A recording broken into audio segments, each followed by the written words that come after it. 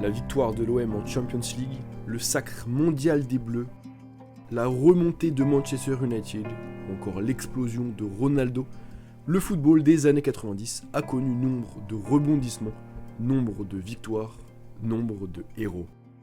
À une époque où Maradona, Zidane, Baggio ou encore Van Basten foulaient les rectangles verts, la dernière décennie du millénaire a aussi été marquée par un vent d'air frais venu du continent africain et plus exactement du Nigeria.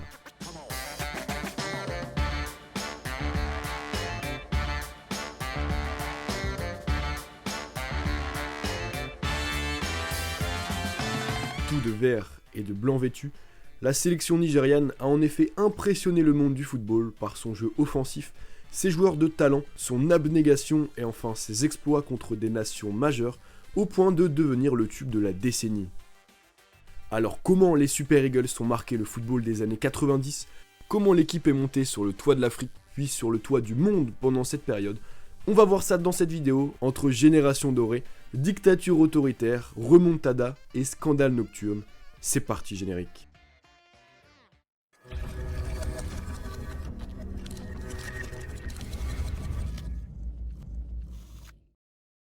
Avant de commencer cette vidéo, sachez qu'elle est sponsorisée par Top Eleven. C'est un partenariat qui va me permettre économiquement de mettre en place dans le futur un projet que je prépare depuis quelques semaines, un peu à la manière de ce que j'avais fait à Milan, donc merci beaucoup à eux de sponsoriser la vidéo. Bref, Top Eleven, qu'est-ce que c'est ? C'est un jeu de gestion d'un club de football, un jeu gratuit et disponible sur iOS, Android et navigateur web. Voilà, en fait, vous prenez le rôle d'un manager d'une équipe et vous devez donc vous occuper de tous les aspects de la vie du club, que ce soit signer les joueurs, gérer les entraînements, gérer la tactique, etc., etc. Ce qui est bien, c'est que vous pouvez jouer avec vos amis en formant une association pour affronter des joueurs du monde entier, ou bien au contraire décider de créer un championnat amical pour cette fois jouer contre vos amis, vos collègues ou même votre famille, et donc voir qui est le meilleur manager de tous. Étant donné qu'aujourd'hui, près de 240 millions de joueurs se sont déjà affrontés sur le jeu qui est disponible dans 31 langues, vous n'aurez vraiment pas de mal à trouver des adversaires à votre taille. Récemment, le jeu a d'ailleurs pris un peu plus de profondeur, notamment tactique, avec l'apparition du mode appelé Playstyles, qui offre aux joueurs une palette de compétences et de spécialités super réalistes qui vont encore augmenter votre expérience de jeu. Bref, si vous souhaitez savoir si vous êtes un meilleur manager que Mourinho ou que Guardiola, n'hésitez donc pas à télécharger le jeu, le lien est dans la description.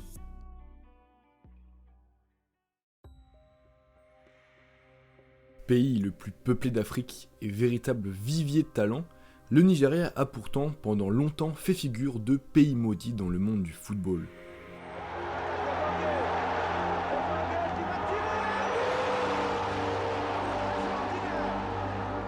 En effet, si les Green Eagles doivent attendre 1980 et la 12e édition de la Coupe d'Afrique des Nations pour décrocher leur premier sacre continental, l'équipe nigériane échoue ensuite 3 fois en finale de la compétition en 1984, 1986 et 1990. À l'aube de l'édition 92 qui se déroule au Sénégal, l'équipe nigériane affiche de nombreux espoirs et réalise d'ailleurs une phase de poule parfaite, battant l'équipe locale puis le Kenya.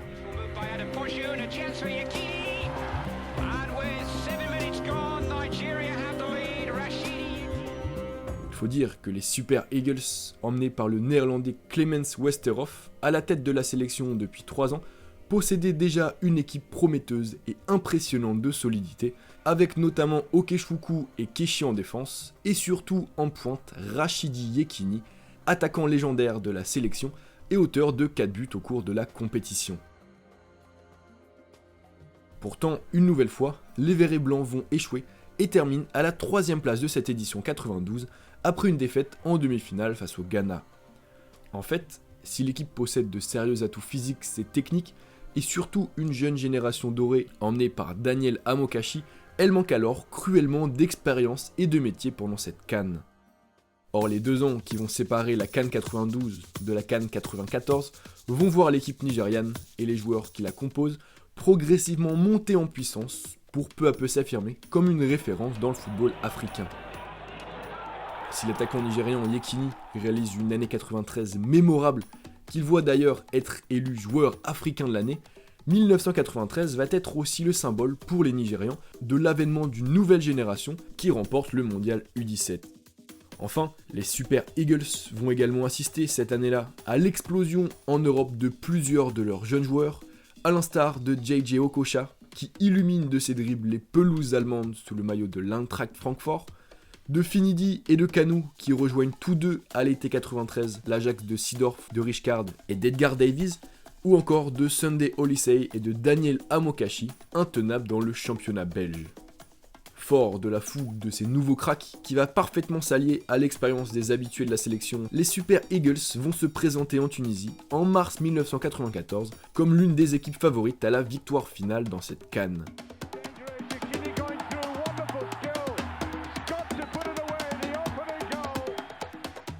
Facilement victorieux du Gabon, qu'ils battent 3-0 pour leur match d'ouverture, les Nigérians sont pourtant ensuite tenus en échec par l'Égypte et terminent donc second de leur poule derrière les Pharaons. En quart, face à une équipe du Zaïre courageuse, la supériorité technique mais surtout physique des Super Eagles leur permet de faire la différence par 2 fois en seconde période. He takes it, 2-0 the final score. Score final 2-0, le Nigeria est qualifié pour les demi-finales de la compétition où le champion d'Afrique en titre, la Côte d'Ivoire, l'attend.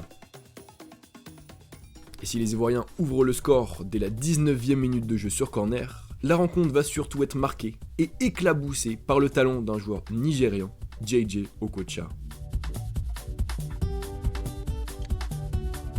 Intenable sur son côté gauche, le joueur de Francfort déstabilise tout au long du match les éléphants par ses feintes et ses passes que personne ne voit venir. Pourtant, le Nigeria n'arrive pas à faire la différence dans le temps réglementaire et doit attendre les tirs au but pour se défaire du tenant du titre.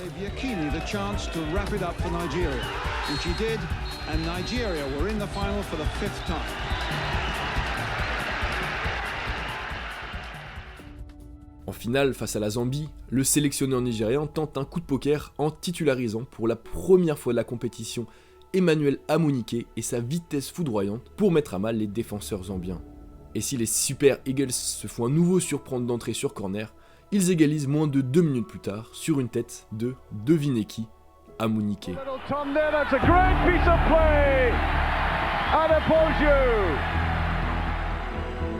Transcendé par l'enjeu, celui qui sera élu joueur africain de l'année 1994 va ensuite doubler la mise au retour des vestiaires et offre ainsi à son pays la 2e CAN de son histoire.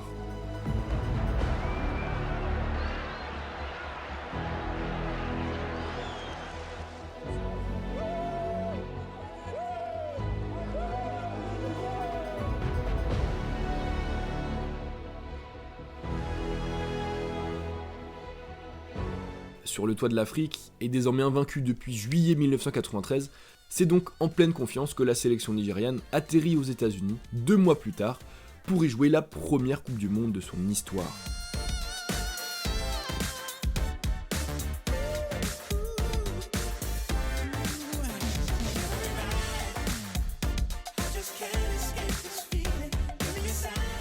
En fait, si les Green Eagles sont qualifiés pour cette compétition, c'est en grande partie grâce au Cameroun qui, en atteignant les quarts de finale de la Coupe du Monde 4 ans plus tôt, a permis à l'Afrique d'obtenir un 3e ticket pour la compétition, un ticket attribué au récent vainqueur de la Coupe d'Afrique des Nations, le Nigeria.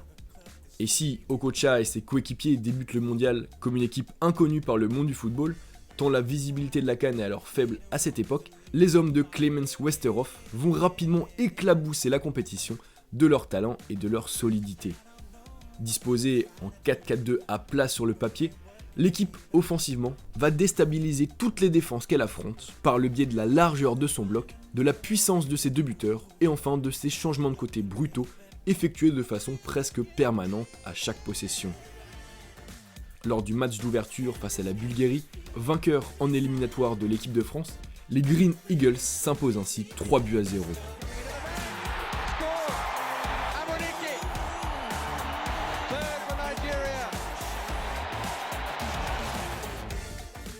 Le monde est désormais prévenu, il faudra compter dorénavant sur le Nigeria.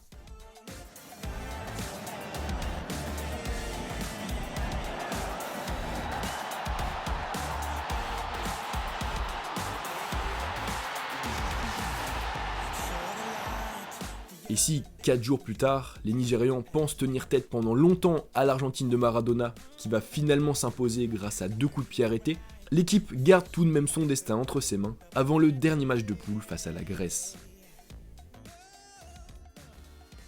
Très largement dominateur au cours de la rencontre, le Nigeria marque par 2 fois et se qualifie donc pour la première fois de son histoire pour les 8e de finale de la compétition, où l'équipe affrontera la sélection italienne, demi-finaliste de la dernière édition. Face à une squadra azzurra super puissante composée notamment de Maldini et de Baggio, les Super Eagles sont dominés en début de match. Mais pourtant, c'est eux, par Emmanuel Amunike, qui vont ouvrir le score à la surprise générale.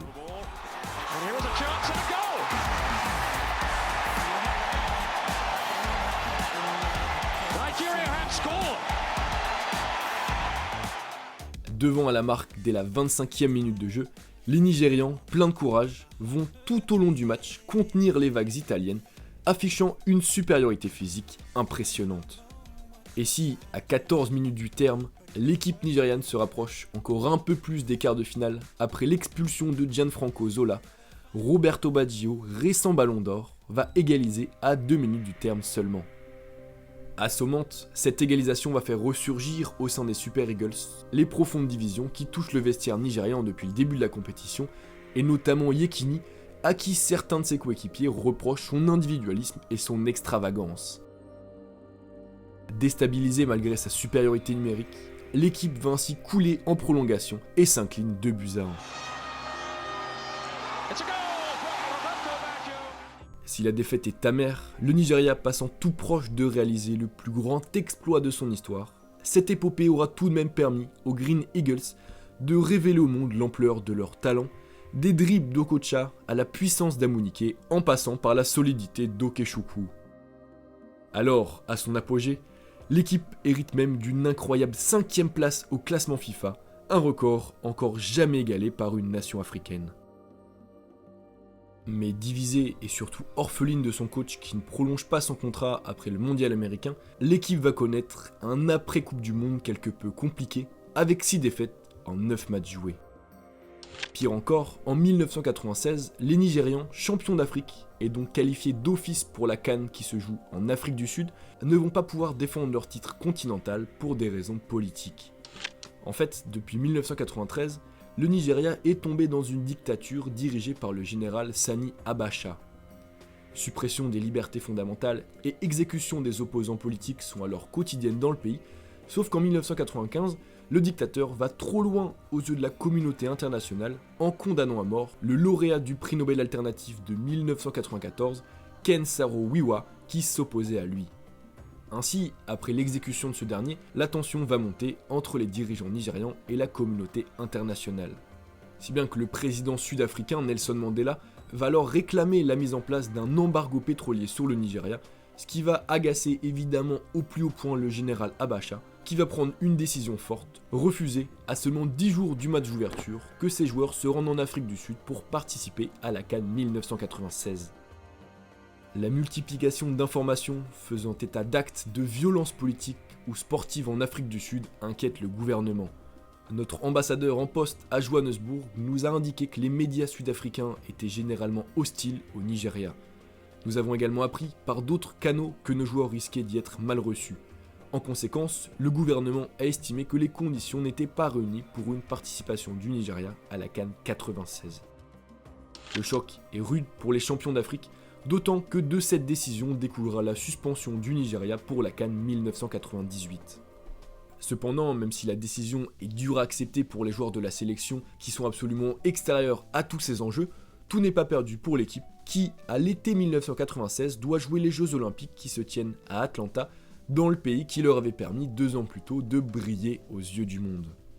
Emmenée par ses 4 leaders, Okocha, Amunike, Olise et Okechukwu, l'équipe va aussi voir, pendant ces Jeux Olympiques, l'explosion et la confirmation en son sein du talent incroyable de la nouvelle génération qui arrive, une nouvelle génération notamment composée des joueurs champions du monde U17 en 93, comme Oruma, Babayaro, West ou encore Kanu, vainqueur 1 an plus tôt de la Ligue des Champions avec l'Ajax Amsterdam.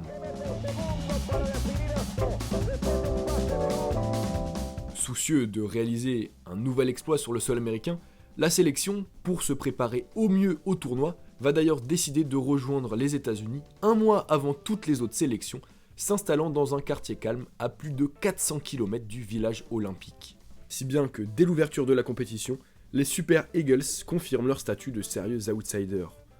Menée par son maître à jouer Okocha, l'équipe bat la Hongrie 1-0, puis dispose du Japon 2-1 grâce à 2 buts marqués en fin de match.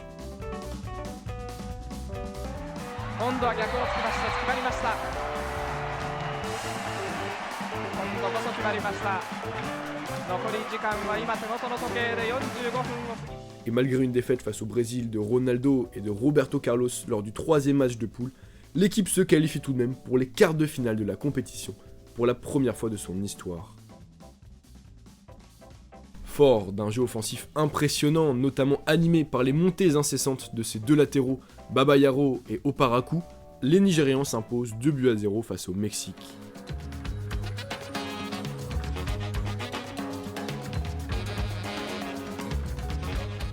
En demi-finale, c'est les champions du monde en titre brésiliens, archi favoris, qui attendent le Nigeria. Está suspenso e essas são as alterações da equipe da Nigéria, processadas por 5, volta o Amaral número 8, Zé Elias número 15. Caso tenhamos o empate, a prorrogação com... Dominés et menés au score dès la première minute de jeu, les Nigérians, pleins de courage, pleins d'abnégation, égalisent à la 20e minute de jeu. Cruzamento, gol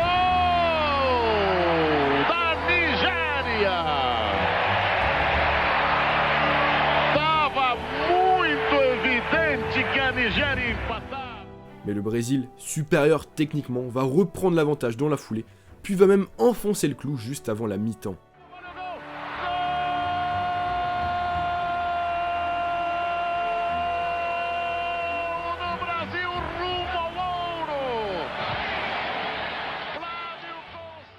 Alors que le score est de 3-1 à la 78e minute de jeu, peu de personnes croient encore en une qualification des Super Eagles. À part eux, peut-être, et pourtant, le miracle va avoir lieu.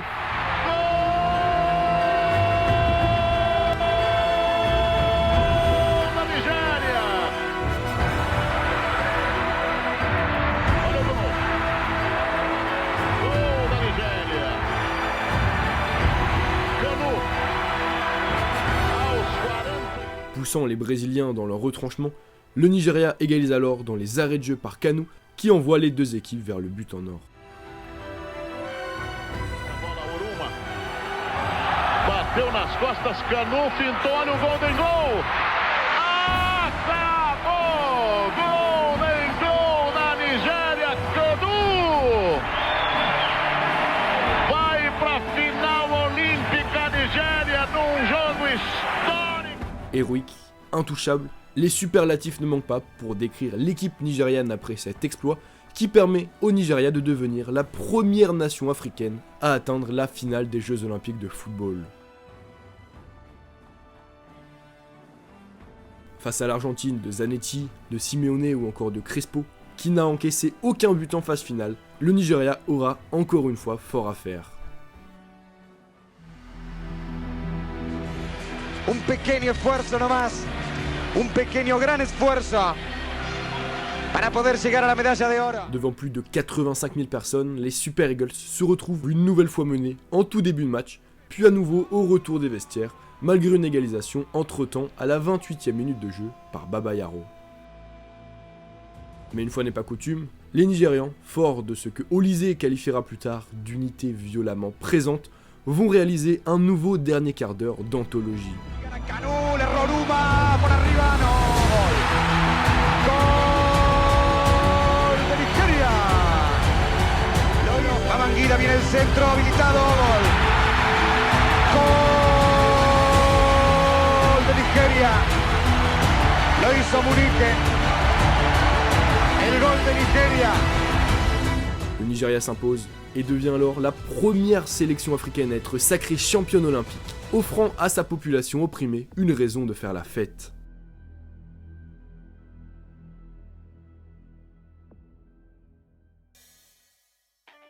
Vous l'aurez donc compris, les Eagles ont très largement marqué de leur empreinte les années 90, que ce soit par leur style de jeu offensif, leur énergie et leur abnégation sur le terrain, mais aussi et surtout par leur supériorité physique et technique sur bon nombre d'autres sélections.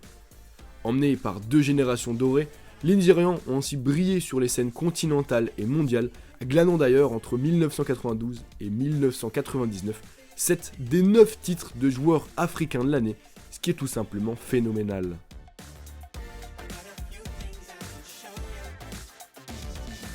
Et si la Coupe du Monde 1998 aurait pu faire figure de dernier coup d'éclat pour les Verts et Blancs, il n'en a finalement rien été. Car après une phase de poule réussie et une première place obtenue devant l'Espagne notamment, le Nigeria est balayé contre toute attente 4-1 en 8ème, face à un Danemark pourtant bien inférieur sur le papier. La raison de cet échec ? Taribo West, défenseur de l'équipe, l'a récemment révélé, je le cite. Des gars de l'équipe ont ramené des femmes à l'hôtel la veille du match, j'ai vu ça, les femmes sont tombées amoureuses de l'équipe vu la façon dont on a joué en phase de groupe.